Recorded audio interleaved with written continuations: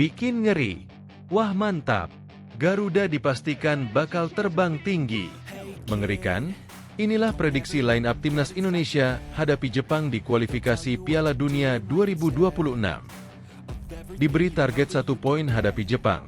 Shin Tae-yong bakal pakai taktik ini saat timnas Indonesia hadapi Samurai Biru. Apakah akan efektif? Masuk akal. Inilah 3 alasan kenapa timnas Indonesia mampu kejutkan Jepang di kualifikasi Piala Dunia 2026. Jelang timnas Indonesia versus Jepang, media ternama Jepang bersyukur timnas Indonesia batal diperkuat pemain elit Eropa saat jumpa Samurai Biru. Ini sosoknya. Alhamdulillah, bikin bahagia. Jelang hadapi Jepang, pemain abroad timnas Indonesia Kelvin Verdong menggila di Liga Belanda bantu NEC Nijmegen hajar Groningen tanpa ampun. Segini rating yang didapat Kelvin Verdong. Mantap coach. Begini reaksi berkelas Shin Tae-yong dengar pelatih Vietnam ingin mata-matai timnas Indonesia di kualifikasi Piala Dunia 2026. Berkelas bilang begini. Jelang timnas Indonesia versus Jepang, klub Marcelino Ferdinand Oxford United sindir masyarakat Indonesia. Mengejutkan, dikabarkan cedera dan tak dipanggil Shin Tae-yong. Asnawi Mangkualam tiba-tiba dimainkan Port FC di Liga Thailand. Apa yang sebenarnya terjadi di balik layar? Simak jawabannya di sini. Waktunya balas dendam. Begini reaksi publik Vietnam saat tahu Shin Tae-yong bakal turunkan timnas Indonesia U22 di Piala AFF 2024. Berikut informasi terlengkapnya. Tapi sebelum itu jangan lupa subscribe agar kalian tidak ketinggalan informasi terbaru seputar timnas Indonesia setiap harinya.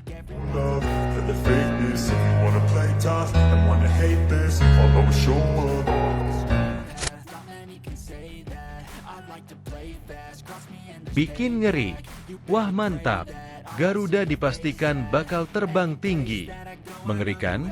Inilah prediksi line up timnas Indonesia hadapi Jepang di kualifikasi Piala Dunia 2026. Prediksi line up timnas Indonesia melawan Jepang di kualifikasi Piala Dunia 2026 zona Asia akan dibahas dalam video ini. Pelatih timnas Indonesia, Shin Tae-yong, memanggil 27 pemain untuk menghadapi Jepang di Stadion Utama Gelora Bung Karno, Jumat, 15 November 2024. Dalam daftar pemain yang dipanggil Shin Tae-yong ke timnas Indonesia, tidak terdapat nama Asnawi Mangkualam, Hernando Ari Sutaryadi, dan Malik Rizaldi. Ketiga pemain tersebut mengalami cedera, sehingga ST memutuskan untuk mencoretnya dari daftar 27 nama skuad Garuda untuk melawan Jepang. Shin Tae-yong juga dipastikan tidak bisa menurunkan gelandang andalannya, Ivar Jenner, karena harus menjalani akumulasi kartu kuning. Lantas, bagaimana line up timnas Indonesia untuk menghadapi Jepang? Berikut prediksinya. Posisi penjaga gawang tampaknya tidak akan berubah dari partai-partai sebelumnya.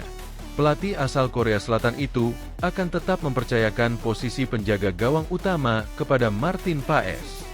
Ketangguhan penjaga gawang FC Dallas ini sangat dibutuhkan untuk meredam tembakan jarak jauh pemain Samurai Biru. Kondisi Mads Hilgers yang masih tanda tanya usai cedera saat membela FC Twente membuat Shin Tae-yong akan mengubah komposisi pemain belakangnya. Masih mengandalkan 3 pemain di lini belakang, ST kemungkinan akan memasang trio Justin Hubner, Jordi Amat, dan Jai Itzes. Justin Hubner sendiri telah kembali dari cedera setelah absen pada laga kontra Bahrain dan Cina bulan lalu. Kehadiran Jordi Amat pun sangat penting di lini pertahanan skuad Garuda, mengingat pengalamannya bermain di kompetisi Eropa. Sandy Walsh dan Kelvin Verdong akan kembali mengisi posisi di bek sayap skuad Garuda. Dengan pengalaman bermain di kompetisi Eropa, keduanya diharapkan bisa meredam para penyerang sayap yang lincah dan cepat. Ketidakhadiran Ivar Jenner membuat Shin Tae-yong harus berpikir keras mencari penggantinya untuk tandem dengan Tom Haye. Kemungkinan, Nathan Choeon yang posisi naturalnya merupakan bek sayap kiri akan dipasang sebagai gelandang. Nathan Choeon dan Tom Haye diharapkan bisa mendistribusikan bola ke lini depan sekaligus membantu pertahanan. Ragnar Oratmangoen dan Rafael Struijk tampaknya tidak tergoyahkan sebagai pemain kunci di lini depan skuad Garuda. Sementara di posisi sayap lainnya, kemungkinan akan diisi oleh Eliano Reijnders. Diberi target 1 poin hadapi Jepang, Shin Tae-yong bakal pakai taktik ini saat timnas Indonesia hadapi Samurai Biru. Apakah akan efektif? Pertandingan kelima Indonesia di putaran ketiga kualifikasi Piala Dunia 2026 sudah di depan mata. Lawannya pun tak tanggung-tanggung, sang pemuncak klasemen grup C, yakni Jepang. Tentu ini bukanlah laga yang mudah untuk dijalani, mengingat Jepang bahkan hampir tak terkalahkan dalam 4 pertandingan yang telah mereka jalani. Di sisi lain, Indonesia masih menemani si juru kunci klasemen, Cina, dengan 3 poin dan bertengger di posisi kelima. Demi bisa membuka peluang lolos ke putaran final Piala Dunia 2026, tentu ada target yang harus diraih di sisa pertandingan yang akan dimainkan oleh skuad Garuda. Saat melawan Jepang, manajer timnas Indonesia, Sumarji, mengatakan bahwa target realistis diberikan kepada tim asuhan Shin Tae-yong tersebut, di mana mereka harus bisa bermain dengan skor imbang, sehingga bisa mendapatkan tambahan 1 poin. Meski demikian, hal itu juga masih terasa berat dan terdengar sulit. Namun, apapun bisa terjadi, termasuk mencapai target tersebut atau bahkan melampauinya. Apalagi, skuad Garuda akan bermain di rumah sendiri dengan dukungan supporter di lapangan nanti yang juga akan memompa semangat dari para pemain. Tentu, target skor imbang saat menghadapi Jepang mungkin saja bisa terrealisasikan. Namun, semangat saja tidak cukup. Sebab, juru taktik timnas Indonesia, Shin Tae-yong harus bisa memasang strategi yang tepat agar timnya paling tidak menahan imbang Jepang dalam laga yang akan digelar di Stadion Gelora Bung Karno, SUGBK, Senayan, Jakarta, Jumat, 15/1/2024 mendatang. Lantas, strategi atau taktik apa yang akan dipasang Shin Tae-yong saat timnas Indonesia menjamu Jepang nanti? Shin Tae-yong mungkin akan menerapkan permainan pragmatis kepada skuad Garuda yang ada di lapangan. Caranya adalah dengan bermain long ball dan memastikan bisa memenangkan duel saat memperebutkan bola, agar bisa menghindari pressing yang ketat dari pemain Jepang. Dengan pola permainan seperti itu, tentu akan lebih efisien dan memperkecil kemungkinan terjadinya kesalahan di lini belakang, seperti salah passing, kehilangan bola, atau yang paling fatal adalah gol bunuh diri. Skema bola mati juga bisa dimaksimalkan untuk bisa memanfaatkan peluang agar dapat menembus pertahanan gawang Jepang. Di sisi lain, perubahan formasi tampaknya juga harus dilakukan oleh Shin Tae-yong agar bisa menahan gempuran serangan dari lini tengah Jepang. Tim Samurai Biru kini lebih sering menerapkan bermain menyerang dengan skema 3-4-3. Demi bisa mengimbangi formasi tim lawan, Shin Tae-yong bisa menerapkan skema yang sama, yakni 3-4-3 atau 3-5-2 kepada timnas Indonesia. Sekali mendayung, 2-3 pulau terlampaui. Hal itu juga yang mungkin akan terjadi jika timnas Indonesia menerapkan skema yang sudah dijelaskan sebelumnya. Sebab, 2 skema tadi bisa dilakukan untuk menahan gempuran dari lini tengah Samurai Biru sekaligus berubah jadi metode bertahan apabila memang diperlukan. Tak cuma lini belakang yang harus diperkuat, lini depan timnas Indonesia juga harus memaksimalkan peluang untuk menciptakan gol, agar formasi tadi bisa berjalan sesuai rencana. Masuk akal. Inilah 3 alasan kenapa timnas Indonesia mampu kejutkan Jepang di kualifikasi Piala Dunia 2026. Timnas Indonesia punya setidaknya 3 alasan untuk bisa mengejutkan Jepang jelang laga kualifikasi Piala Dunia 2026. Skuad Garuda melanjutkan petualangannya di putaran ketiga kualifikasi Piala Dunia 2026 zona Asia pada bulan November ini. Sebelumnya, tim asuhan Shin Tae-yong telah melakoni 4 pertandingan di babak ini dengan meraih 3 poin. Mereka tidak pernah menang, namun baru menderita kekalahan sekali, yaitu ketika menghadapi Cina di Qingdao pada tanggal 15 Oktober 2024 lalu. Menghadapi Jepang, tentunya bukan persoalan yang mudah bagi timnas Indonesia yang membutuhkan poin untuk menjaga asa meraih tiket ke putaran final Piala Dunia 2026. Target PSSI pada saat ini adalah untuk finish setidaknya di 4 besar, sehingga bisa melanjutkan perjuangan ke putaran keempat jika tidak masuk di 2 besar, yang mana batas untuk tiket lolos otomatis. Meski berat, Ada 3 alasan mengapa timnas Indonesia mampu kejutkan Jepang di kualifikasi Piala Dunia 2026. 3 alasan timnas Indonesia mampu kejutkan Jepang. Timnas Indonesia memiliki tren yang bagus melawan tim besar di putaran ketiga kualifikasi Piala Dunia 2026 zona Asia sejauh ini. Pada bulan September lalu, skuad Garuda mampu menahan Arab Saudi dan Australia sekaligus, selagi hanya kebobolan sekali. Tim asuhan Shin Tae-yong menahan Arab Saudi dengan skor 1-1 di Jeddah, selagi membuat Australia frustrasi dalam hasil imbang tanpa gol di Jakarta.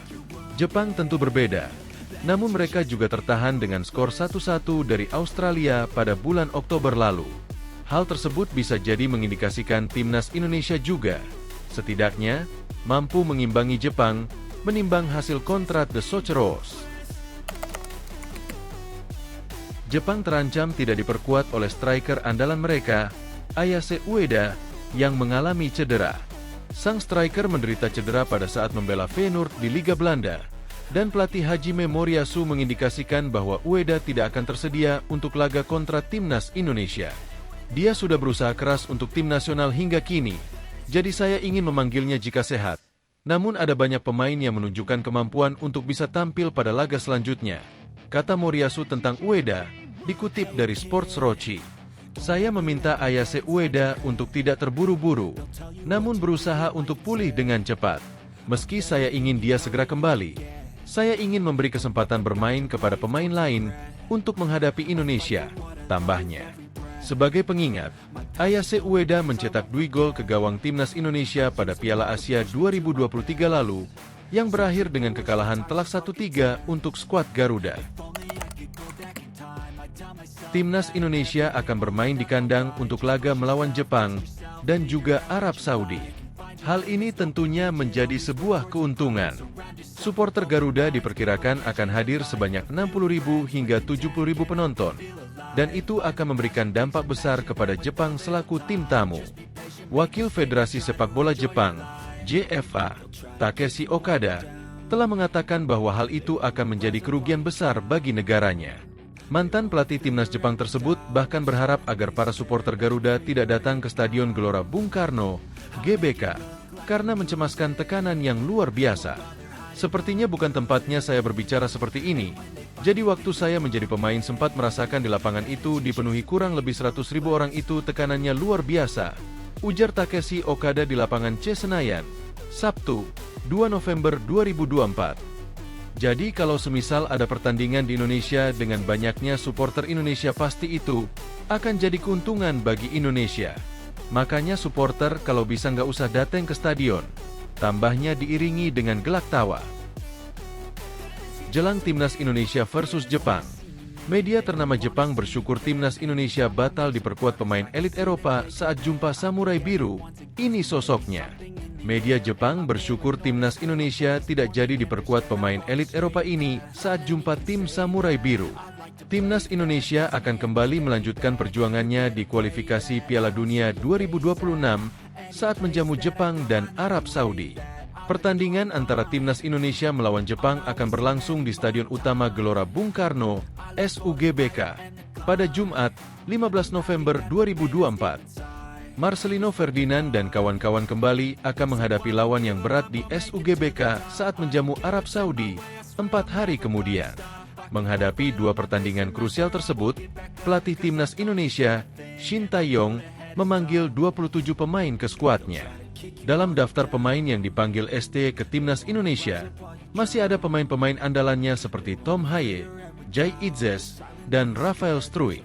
Namun, pelatih asal Korea Selatan ini juga harus kehilangan 3 pemain sekaligus karena terkendala cedera. Mereka adalah Malik Rizaldi, Asnawi Mangkualam, dan Hernando Ari Sutaryadi. Selain itu, Ivar Jenner pun absen karena hukuman akumulasi kartu kuning. Meski demikian, Shin Tae-yong memiliki pengganti yang tak kalah berkualitas dalam diri Yakob Sayuri, Yance Sayuri, dan Justin Hubner. Ketiga pemain tersebut absen pada laga kontra Bahrain dan Cina bulan lalu karena mengalami cedera. Media Jepang, Football Tribe Jepang merasa bersyukur ada 1 pemain keturunan berkualitas elit Eropa yang batal memperkuat Indonesia. Sosok yang dimaksud media Jepang tersebut adalah bek andalan FC Copenhagen, Kevin Dix. Bek berusia 28 tahun ini resmi menjalani proses naturalisasi setelah bersalaman dengan Ketua Umum PSSI, Erick Thohir pada 12 Oktober. Dia diharapkan sudah bisa tampil saat pasukan Shin Tae-yong menghadapi 2 pertandingan kandang kontra Jepang dan Arab Saudi. Akan tetapi, proyeksi tersebut meleset karena Indonesia baru saja berganti pemerintahan dari Presiden Joko Widodo, Jokowi, ke Prabowo. Hal ini membuat proses naturalisasi Kevin Dix tertunda, sehingga diproyeksikan bakal siap bermain pada laga FIFA Matchday Maret 2025 mendatang. Kondisi ini ternyata disyukuri oleh media Jepang, mengingat kualitas yang dimiliki Kevin Dix untuk timnas Indonesia. Namun, tertundanya prosedur naturalisasi bisa jadi menjadi faktor positif bagi timnas Jepang. Tulis Football Tribe dikutip pada Minggu, 3 November 2024. Alhamdulillah, bikin bahagia. Jelang hadapi Jepang, pemain abroad timnas Indonesia Kelvin Verdong menggila di Liga Belanda bantu NEC Nijmegen Hajar Groningen tanpa ampun. Segini rating yang didapat Kelvin Verdong. Kelvin Verdong tampil luar biasa saat membantu NEC Nijmegen menang telak 6-0 atas Groningen dalam laga pekan ke-11 Liga Belanda 2024 hingga 2025.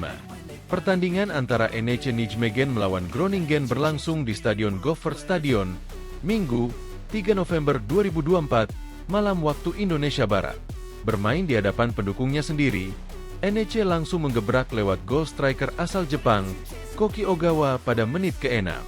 NEC menggandakan keunggulan pada menit ke-26, yang lagi-lagi dilesakan oleh Ogawa. NEC memimpin dengan skor 2-0.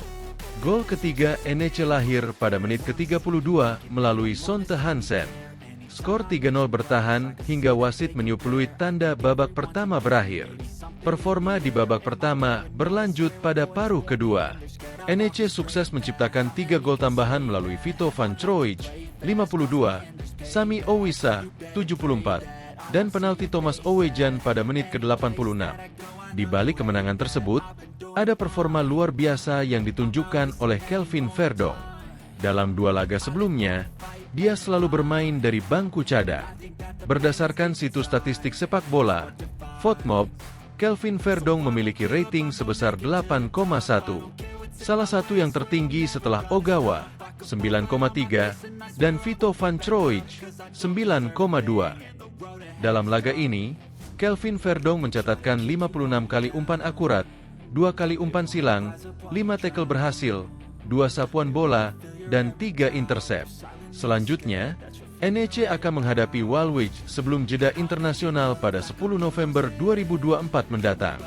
Laga tersebut sekaligus yang terakhir bagi Kelvin Verdong sebelum bergabung dengan timnas Indonesia. Skuad Garuda dijadwalkan tampil menghadapi Jepang pada 15 November dan Arab Saudi pada 14 November dalam laga kualifikasi Piala Dunia 2026 zona Asia.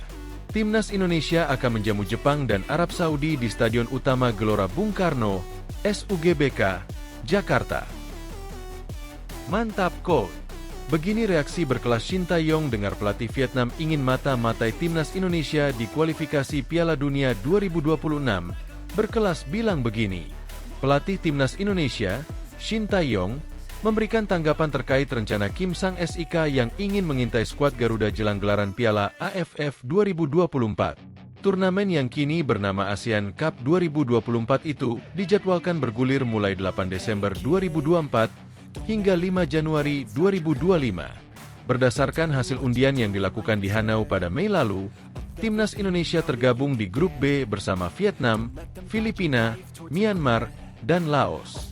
Sedangkan grup A dihuni oleh timnas Malaysia, Singapura, Kamboja, Timor Leste, dan juara bertahan Thailand. Menjelang dimulainya gelaran ASEAN Cup 2024, timnas Vietnam tidak memiliki agenda atau pertandingan resmi untuk FIFA Matchday November 2024. Skuad Golden Star Warriors rencananya akan menjalani latihan dan melakukan laga uji coba biasa dengan klub lokal di Korea Selatan. Hal itu sebagai upaya untuk persiapan ajang ASEAN Cup 2024. Mengingat timnas Vietnam tak punya agenda FIFA Matchday November 2024, sang pelatih kepala Kim Sang SIK juga memiliki rencana tersendiri untuk melakukan persiapan. Juru taktik asal Korea Selatan itu berencana ingin memata-matai atau memantau permainan timnas Indonesia dan timnas Filipina, dua tim calon lawan timnas Vietnam di ASEAN Cup 2024. Kim Sang SIK akan terlebih dahulu mengunjungi Manila untuk melihat pertandingan persahabatan antara timnas Filipina melawan Hong Kong pada 14 November mendatang.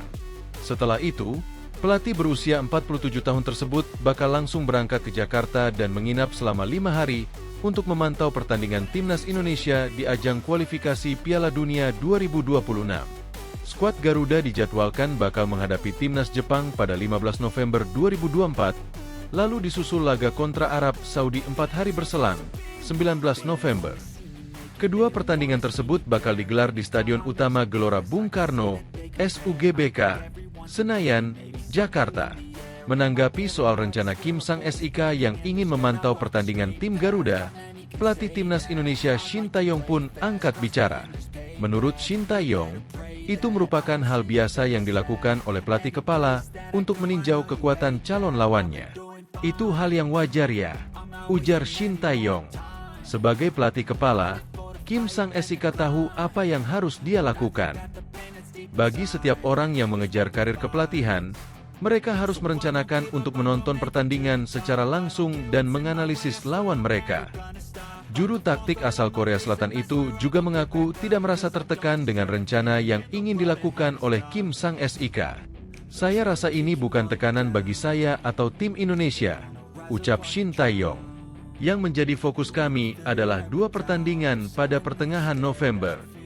Di saat yang sama, Shin Tae-yong juga menjelaskan bahwa dirinya akan menurunkan skuad U22 untuk ajang ASEAN Cup 2024. Hal itu sekaligus menandakan bahwa rencana Kim Sang SIK untuk mengintai timnas Indonesia akan sia-sia karena perbedaan skuad yang diturunkan.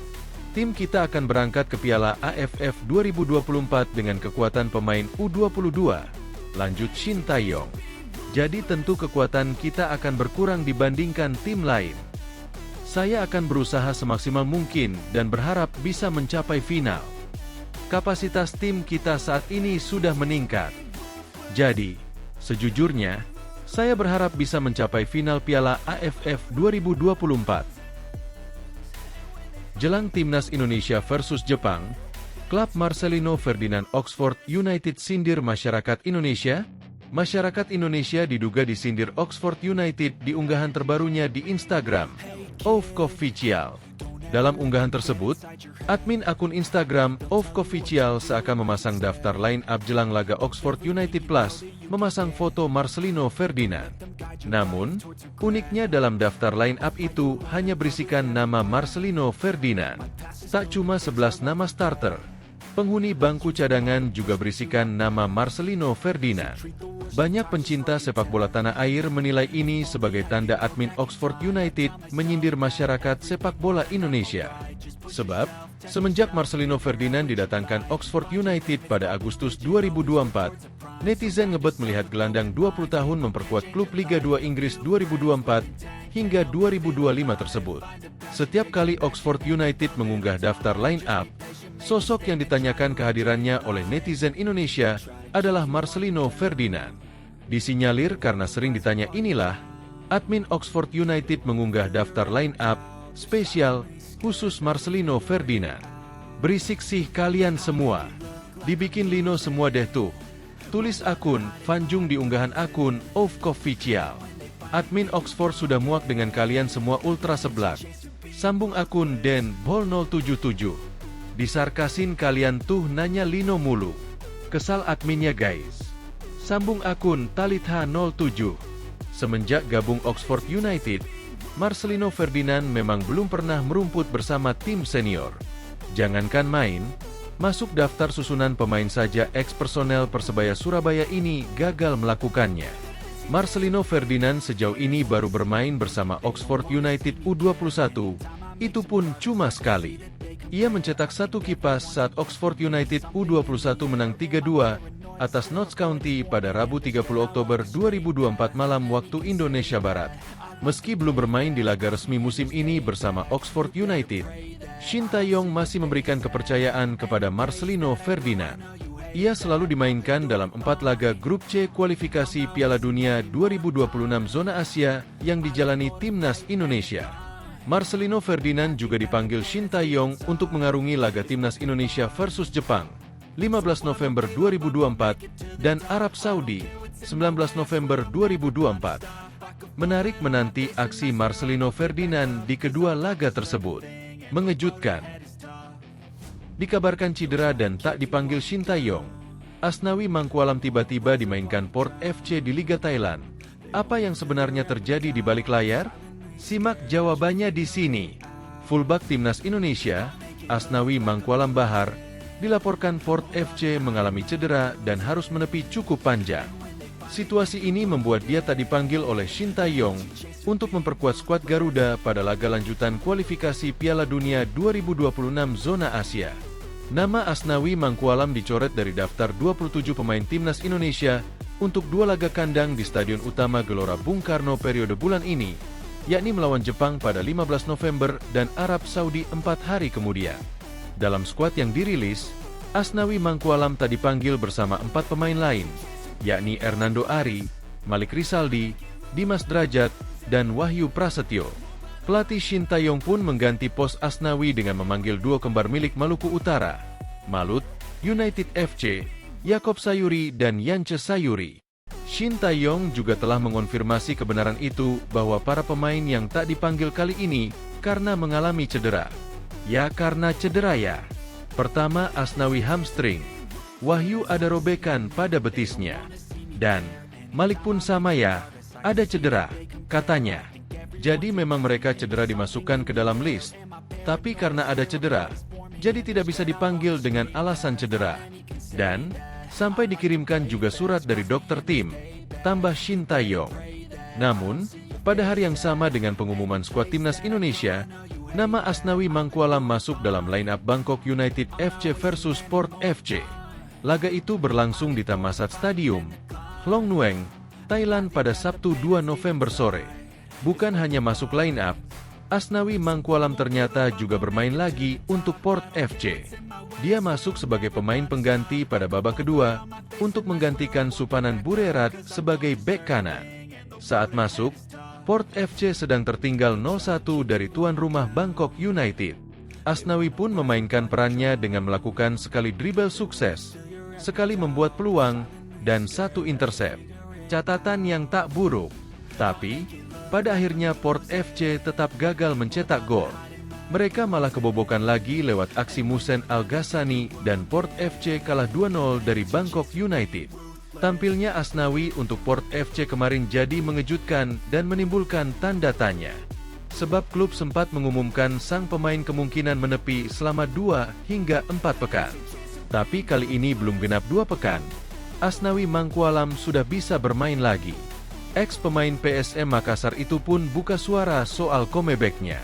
Saya kembali, singkat dia dalam akun Instagram story pribadinya. Kini, menarik dinantikan kabar dari Asnawi dan Timnas Indonesia ke depannya. Masih ada kurang lebih 10 hari sebelum lawan Jepang dan masih terbuka pergantian skuad dilakukan.